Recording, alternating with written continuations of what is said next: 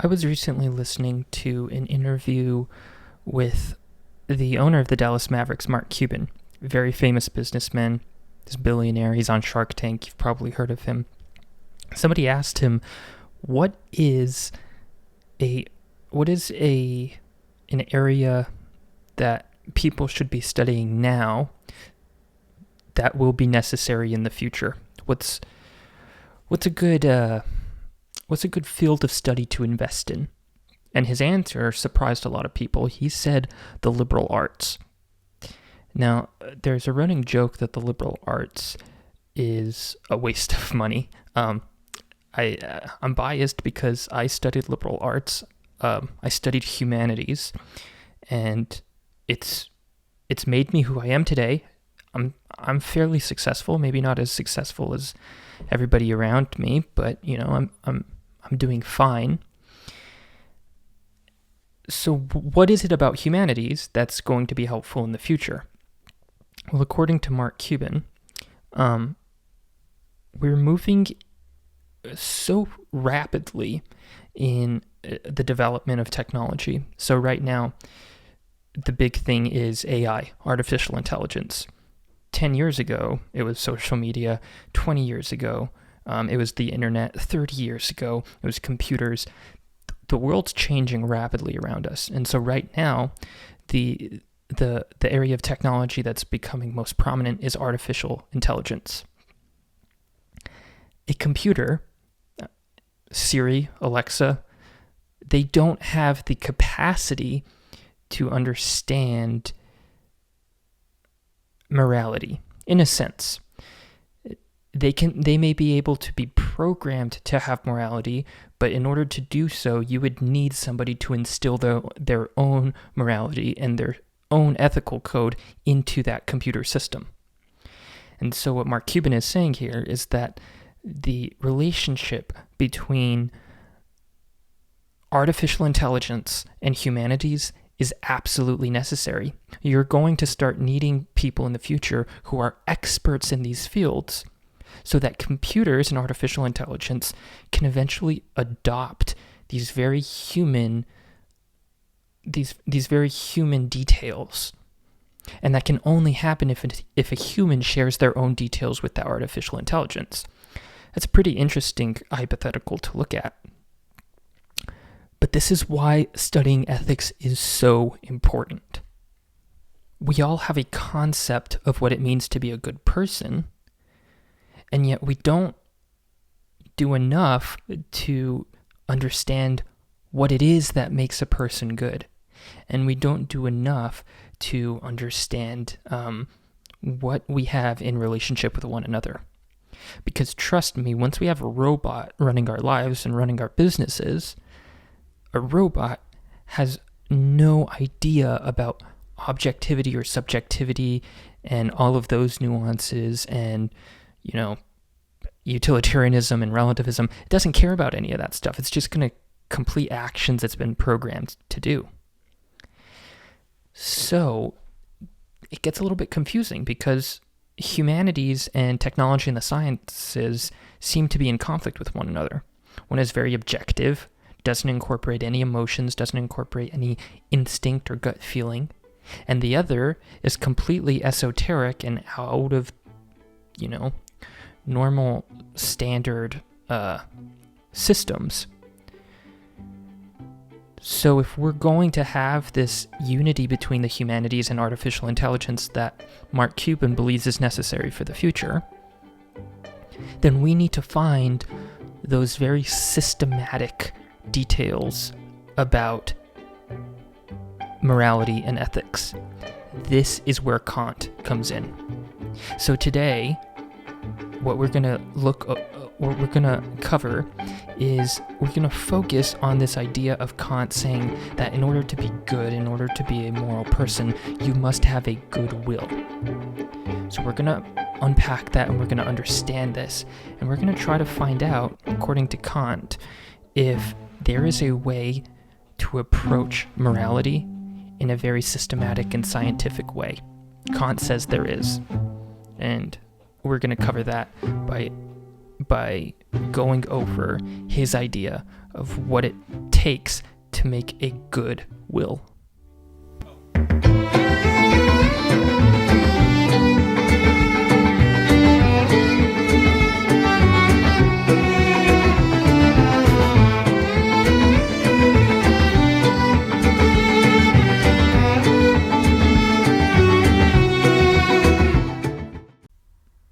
So this is going to be pretty simple. Kant breaks down 3 ways in which we can know whether or not a will is good. So remember, going back into our last note sheet, just to reiterate this, rationality, it's been understood for thousands and thousands of years as we've studied philosophy, that this rationality, and rationality is just the term that we've labeled this thing, this idea, this concept. Rationality is what distinguishes us from all other living beings. It's what makes humans special. And it's been understood, stemming from the Greek philosophers even to modern philosophy, it's been understood that rationality is composed, it's built up of 2 parts: your intellect, your intelligence, and your will. Your will is what drives you to act. And so your will can be good or your will can be bad. So how does Kant construct this idea of a good will? Well, it's actually pretty simple. And so let's take a look at the first step. Number 1, Kant believes that there is such a thing as the moral law. We all abide by different codes. We all live by different codes. Your family has codes. Your city has codes. Your state has codes. Your country has codes. And right now, all these codes that you live under are telling you, don't leave your house, stay quarantined. Now, you could break that code, but what you're doing is you're essentially breaking this law that's been set out in front of you.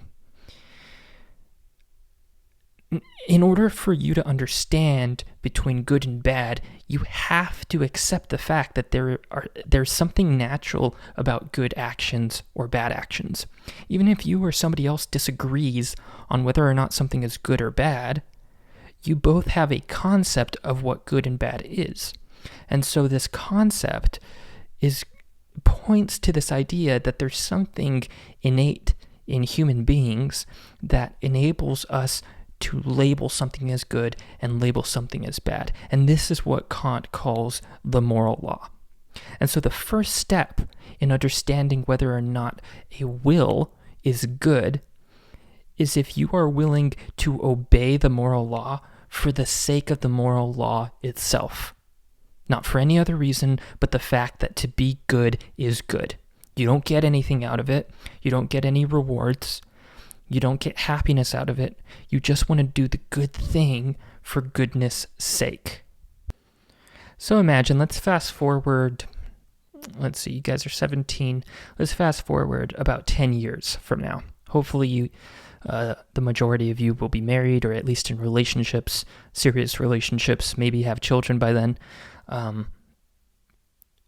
So let's say you're married and you have a happy relationship with your spouse, but you encounter another individual, a stranger maybe, or an acquaintance, somebody outside of your spouse that you are attracted to. Now, as human beings, we can't shake our attractions. We can't do anything about them. They're there. So the question is here, if you're interested in somebody other than your spouse, should you cheat on your spouse with that individual? I am hoping that most, if not all of you, would say no to that. But why? You don't get anything out of it. You're attracted to this individual and you're saying no to that attraction. What's the purpose of saying no to your attractions? This seems to go directly against the philosophy of hedonism, where if you have an attraction or if you have something that gives you pleasure, you pursue it. Why would you go against your desires in this situation? Without thinking too much about it, I would assume that if I had asked this question to you all in class, and I picked on one of you, one of you would say to me, well, it's wrong to do that to your spouse. You're being unfaithful to your spouse. It's wrong. So you have this understanding that it's wrong. And so you're willing to sacrifice your desires. You're willing to sacrifice what you want in order to do the right thing. This is a pointer. This is us saying, okay, well, there is something natural here. There is a law by which we all abide. Now, does that mean that we're all forced to follow the law? No. If you want to cheat on your spouse, you absolutely can. You're going to have to suffer the consequences, but people do it all the time. There are laws against murder. That doesn't mean murder doesn't exist anymore. Certain drugs are illegal. Doesn't mean people aren't doing them. It just means that we've assigned a moral wrongness to this thing. And to go against that quote-unquote law is to have a bad will. But Kant takes a very unique approach to it. There's this juxtaposition in morality that I think a lot of people have a misunderstanding about. So let me pose to you a hypothetical using this example of adultery. What do you think is more moral? Or who do you think is a more admirable person in this situation? An individual who is attracted to somebody other than their spouse and says, no, I won't do that. I won't cheat on my spouse. Or somebody who doesn't have the attraction for somebody else in the first place. Chances are, I'm going to assume that most people, including myself, at least initially, are going to say, well, the person who desires or is attracted to somebody beside their spouse and is not willing to cheat on their spouse in order to do the right thing, that's admirable because you're sacrificing your attraction. That other person who didn't even have that attraction in the first place, well, they're not really sacrificing anything because they didn't have that attraction in the first place, so they can't be as morally admirable. But Kant says it doesn't matter what the action is. It doesn't matter if you cheat on your wife or you don't cheat on your wife. What matters is why you are going to cheat on your wife or why you are not going to cheat on your wife. Who cares whether or not you cheat on your wife? What matters in this situation is whether or not you desire to do the good thing. A person who didn't have an attraction to somebody outside of their wife, that's a good situation to be in. You're not putting yourself in danger of breaking the vows that you shared with your spouse. But the person who is attracted feels this tugging away from their duties and their responsibilities as a spouse. So this is an example that we find in Christianity. We all have concupiscence. We all have this desire to sin. The desire to sin itself is not a sin. It's not necessarily a bad thing, but acting upon that desire certainly is. But who is more admirable on the level of sin? Your average person or somebody who never even had concupiscence in the first place, like Mary or obviously Jesus? Well, clearly it's that person who doesn't have that desire to sin, who doesn't have that concupiscence, because they never put themselves in harm's way. That's just not possible for us. The desire is just not possible for us. But what Kant says, and this is absolutely true. This is absolutely true. I totally subscribe to this theory. You can only, if you continue to say to yourself, well, I'm gonna want to do bad things my entire life. There's no getting around that. You're setting yourself up for those desires. But if you say to yourself, I don't want those desires and I'm going to actively try to avoid those desires, regardless of acting upon them, what happens is you start to be formed in this way that those desires, those bad desires, or the desires to do the wrong thing, start to fade away. And this is what Kant says that humans should be working towards. We should be working on getting rid of the desires in the first place. We shouldn't really be worried about overcoming bad desires. This is why the intention is the most important aspect here, and the action, again, is just as important, but the consequence should have nothing to do with whether or not something is moral or immoral. Now, if you're following along, and I know this is kind of difficult to keep up with, but if you're following along, you're probably saying to yourself, that's ridiculous, that's impossible, nobody can do that. And, there's a little bit of truth to that. Kant holds everybody to a very high standard. Christianity holds everybody to a very high standard.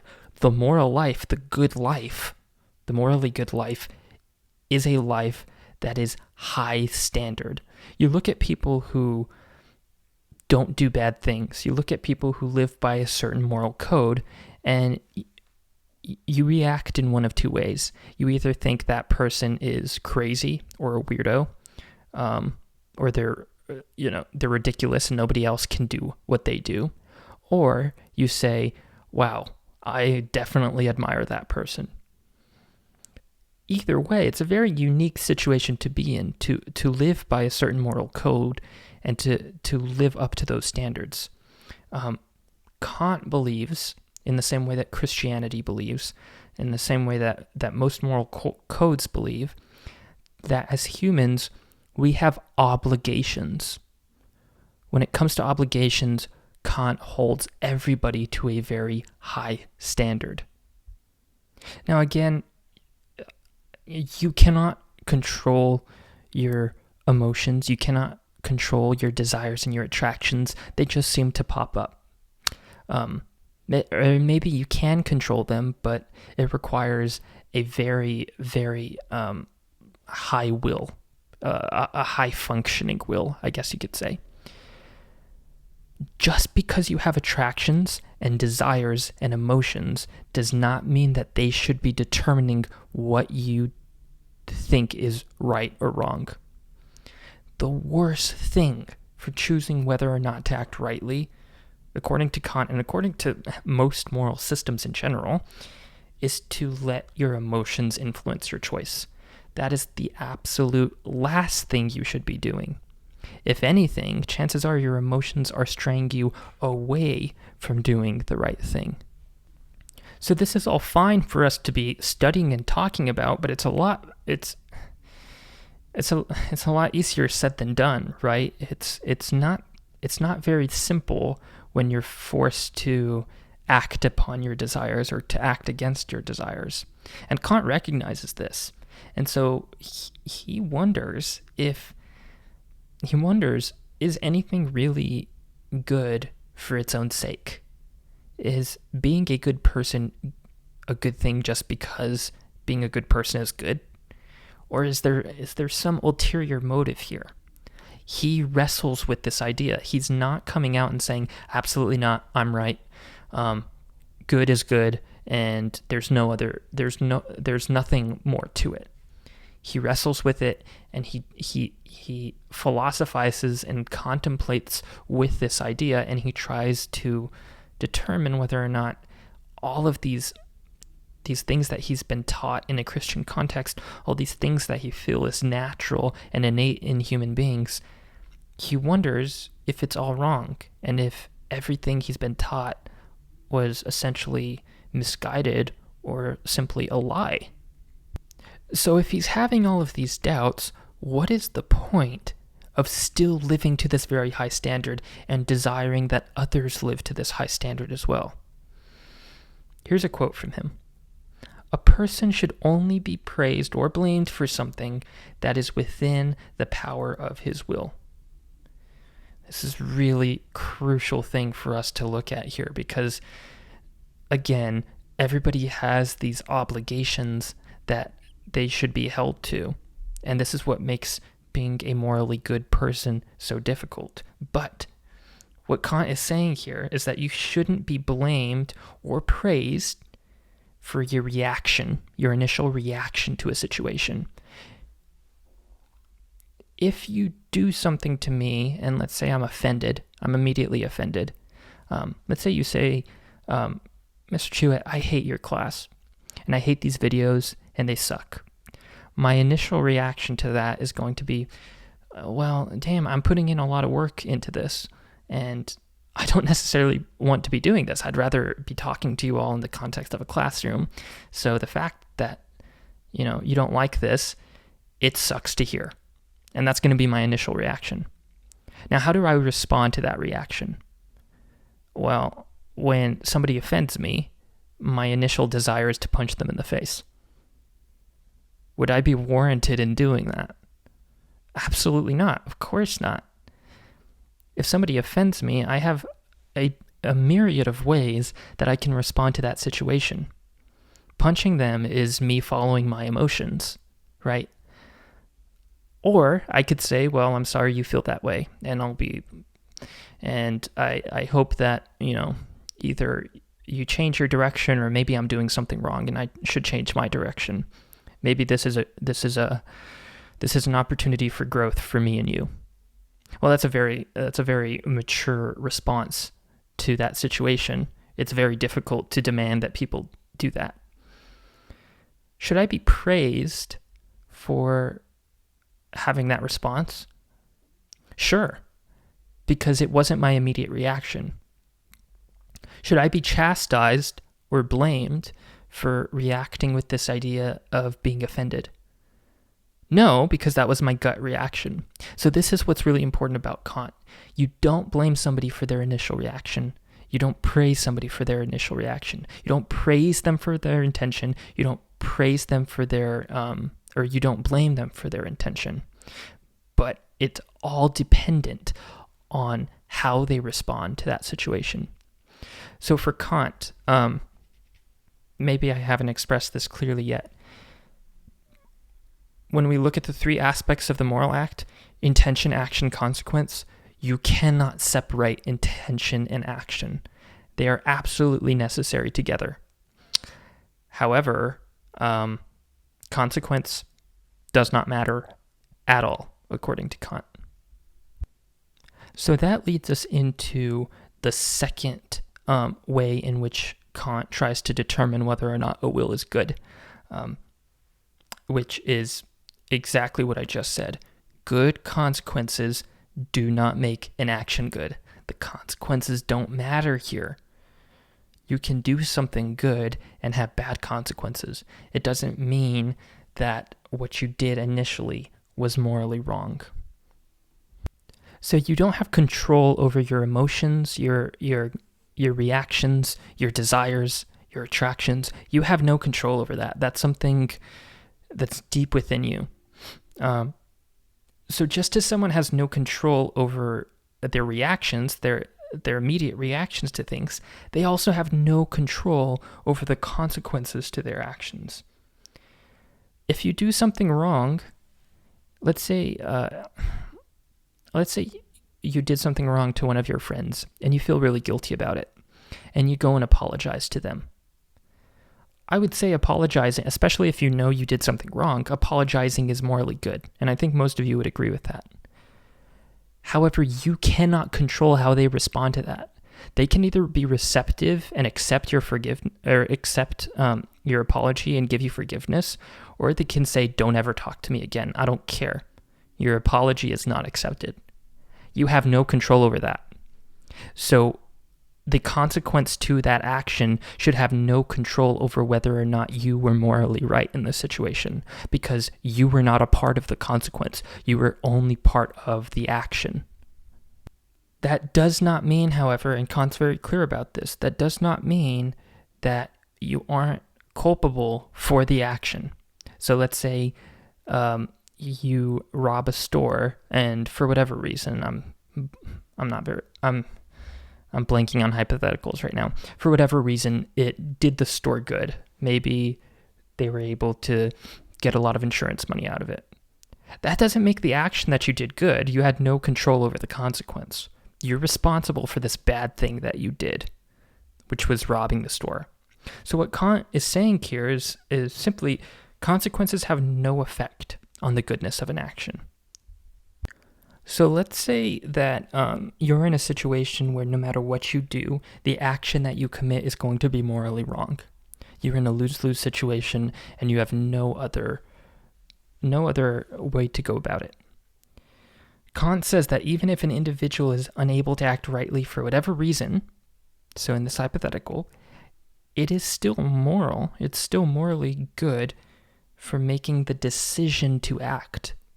This is where a lot of people, specifically when we look back in history in the 1960s during the Vietnam War, you didn't have the option to participate in the war. You were drafted into the military, and if you were drafted, you had to serve. There were no other options for you. You didn't serve, you go to jail.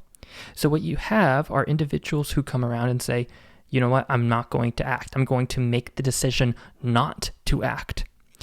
And by that logic, I am doing something that's morally good because I'm refusing to participate in this, in being boxed in where no matter what I do, I'm going to be doing the wrong thing. So the decision to act or to not act can just as much as act as committing an action, that also plays a role in whether the action is morally good or not. So that brings us to the third and the last point that Kant makes when he's trying to determine whether or not a will can be good. And this is the most important, and this is something that I want you to take with you for the rest of your life because it's fundamental to morality, and it's going to be very, very helpful to you. I alluded to it in the last note sheet, and our quiz tomorrow is going to be over this specific point right here. A good will is one that follows the categorical imperative. Big words, and it's really hard to understand. It's really hard to remember what this means. I remember studying this as a freshman in college, forgot what it meant. Studying it as a sophomore in college, forgot what it meant. Studying it as a senior in college, forgot what it meant. Taught it last year, and I barely remembered what it meant. And I, to be honest, I think that's just because the words categorical imperative are too big to understand simply. So this is going to be a little bit difficult, and I understand that. But through tomorrow's quiz, it's going to tell me whether or not you really understood what this categorical imperative is. So bear with me, and if you're struggling, please let me know. So let's try to unpack what exactly categorical imperative means and what exactly categorical imperative is. So if you can recall, Kant believes that there are objective moral goods and objective moral bads. And even if you don't believe that, even if you believe that morality is subjective, you at least have a personal morality. You as a personal individual believe that some things are good and some things are bad. And that's all that matters here. I just want you to look at yourself and what you think is morally good and what you think is morally wrong. So Kant is saying that the categorical imperative is a sort of test that determines whether or not an action is good or bad. So his teaching, it's not a rule book. It's not a list of commands that you can look at and follow. It's not the 10 Commandments. This is not, 15 ways to live a better life. It's not like this at all. It's not a rule book. This is a really fundamental thing for me to reiterate. What the categorical imperative is a test. It's a litmus test to determine whether your action needs to be able to pass. Your action is the one taking the test. You as an individual are not taking the test. Your action is taking the test.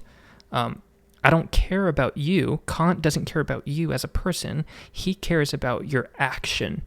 And this is what the categorical imperative is. I'm going to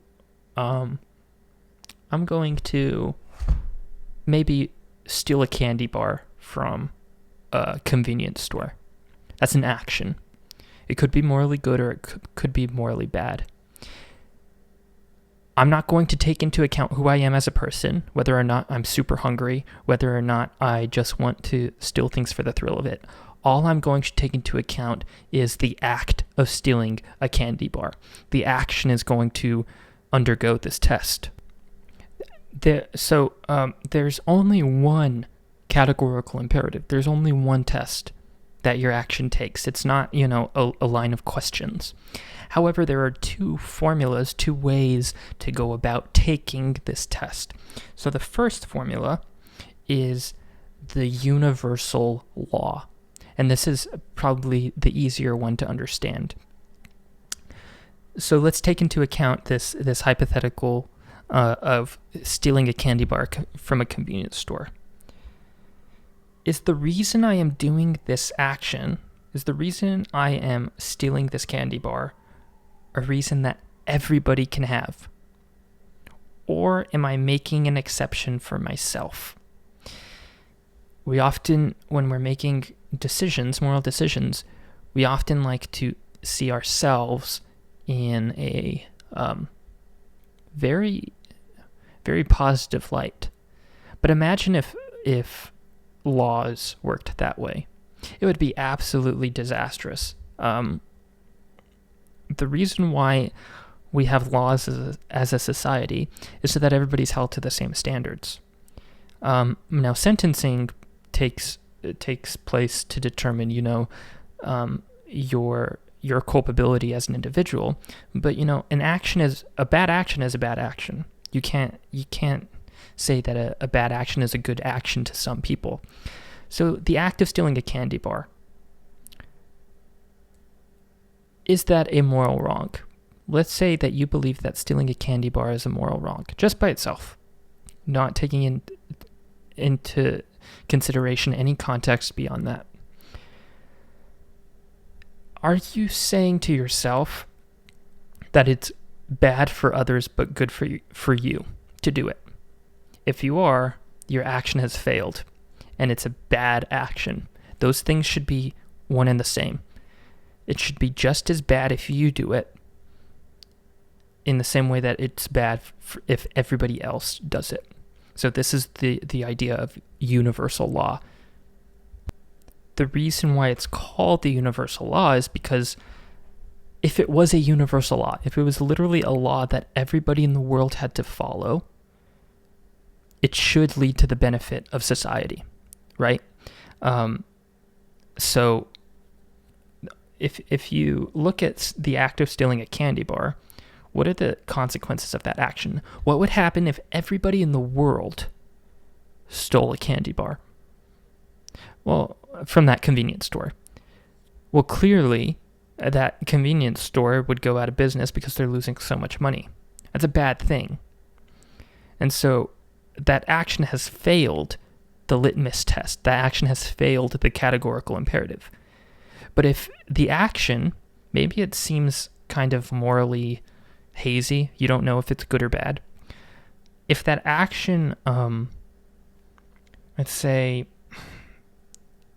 you don't know if it's good or bad, but if everybody in the world did it, the world would be a better place, then that action has passed that litmus test, and that action has passed the categorical imperative. And you can know that if I do this on a very microscopic level, on a very individual level, I'm doing something that's morally good.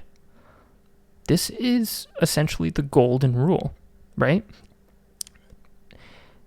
The whole world can be completely mean and ruthless, and individuals can be selfish. Does that mean that you should be mean and ruthless and selfish as well? No, because by being mean and ruthless and selfish, that action fails the litmus test. But if you are the only person, if you're the only individual in the world who is kind and polite, you know that you're doing the good. You're doing a moral good, because if everybody was doing that, the world would receive positive benefits from that. This is the categorical imperative. Take consequence out of the equation. Take necessity out of the equation. All that matters is whether or not the act is good. So the second way that we can live out the categorical imperative is thinking of the end by itself, the telos. Here's a quote from Kant. Act in such a way that you treat humanity, whether in your own person or in the person of another, always at the same time as an end and never simply as a means. So what Kant is saying here is that human beings are special. There's something unique about humans that that separates us from, let's say, I don't know, I'm looking in my kitchen and I'm looking at a pan on the stove that I cooked in. I did not respect that pan in the same way that I respect a human being because I used that pan for a means to an end, which was to make food and to eat. In the way that I treat human beings, I cannot treat an individual human as a means to an end. I can't use them for my own personal gain. I need to treat them as an end by itself. Full stop. They are worthy of being treated with dignity because they have inherent dignity as a human person simply for being human. Everyone is worthy of being treated as if they have value, not as if they serve some additional purpose. And this is why, as Catholics, and especially as an individual who's rationalized this is my biggest issue with communism and socialism, is that it treats individuals as expendable means to an end, which is societal growth, economic growth. That bothers me because it tends to totally ignore the idea of the dignity of the human person. Now, there are cases in which individuals are used as a means to an end, and we don't bat an eye. So a very simple case would be, let's say my pipes burst, and I needed to bring a plumber in to fix it. Now, a plumber is a human being. A plumber could come in, fix my pipes, and I could never know the individual's name. I don't have to know the individual's name. All that I need is for that individual to serve a purpose for me, which is to fix my pipes. Doesn't that mean that I'm treating an individual human person as a means to an end? Kant actually brings this hypothetical up. He doesn't use a plumber. I don't remember what he used, the example that he uses, but he says there's a big difference between treating somebody as a means to an end and, let's say, using somebody for service. And that big difference is consent. Now, the typical way in which we use individuals as a means to an end to serve our own needs is sexually. This happens a lot where individuals, they disrespect the dignity of another person because that person could give them something that they want. So what is the difference between that and an individual who is providing a service like plumbing? The big thing there is consent, and hopefully we'll have time before the year ends to dive into that a little bit more clearly, especially when we're talking about the rights of individuals and the dignity of the human person. Now, if you're following along with Kantian ethics, you're very familiar with it by now, because you live in a society, in a country that holds personal freedoms and liberties above all else. There's this interesting thing that's happening right now where people are breaking in some areas breaking the law, and in other areas breaking recommendations by the state and by the government to self-isolate and to quarantine yourself. And they're breaking that rule by gathering en masse and protesting that they want their lives back. They want their individual freedoms and liberties back, and they feel like they've been taken away. This is a super American thing to do. you see the people that are protesting are usually carrying American flags, or, that libertarian Gadsden flag, which is the snake that says, "Don't tread on me." This is such an American thing. We hold our personal liberties to such a high value that we think, or we believe as Americans, that they hold precedence over the well-being of a society as a whole. So what if coronavirus is incredibly deadly and incredibly contagious? Which, maybe it is. It's certainly brought us to our knees in this day and age. These individuals are saying, well, it doesn't matter. It's preventing us from living our lives. This is a very Kantian way of looking at things. It may be misdirected or misguided, but it's at least Kantian. And I don't know how Kant would feel about these individual protests, because on one hand, it's breaking the moral codes and the moral rules that are set up in the first place, but at the same time, it's making sure that individual liberties and freedoms are being held to a very high regard and to a very high standard. So because as Americans, we're formed by our desire for personal liberties and freedoms, all of that stems from Kant.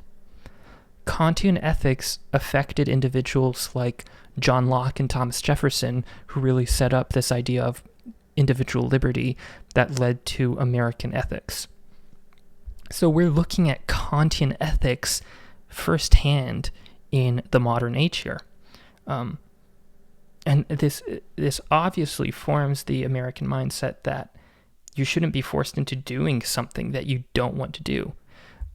For Americans, for the founding fathers at least, and for most Americans today, the biggest enemy to your freedom is the government. If they step in and start saying, hey, we're taking this away from you, you have rights, you have protections that should prevent that from happening. There's no consent in that regard. And so this is where Kant's influence starts to be felt in a very modern and a very tangible way, even today. It's also why most Americans believe that any action, and I would disagree with this on a personal level, but most Americans would say that any action should be morally licit if the two parties are both consenting to the action. And so we're looking at Kantian ethics from a very familiar point of view.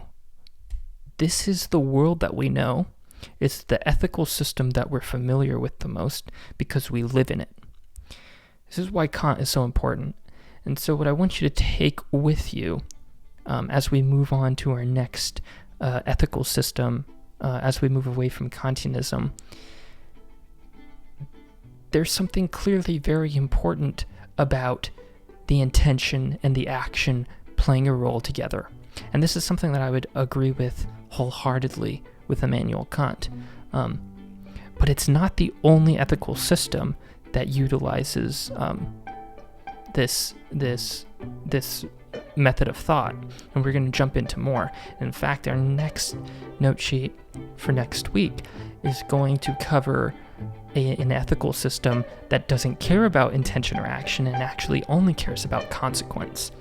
And so what I'm hoping for this class, and what I hope is happening, is that you're getting a taste, or you're getting a vantage point from multiple different aspects that treat the moral act in different ways, so that if and when you're ready, you can start determining what is going to lead you down the path towards truth the best way possible. So we're going to have to say goodbye to Kant for now, but that means we start getting into some more interesting areas in our next note sheet.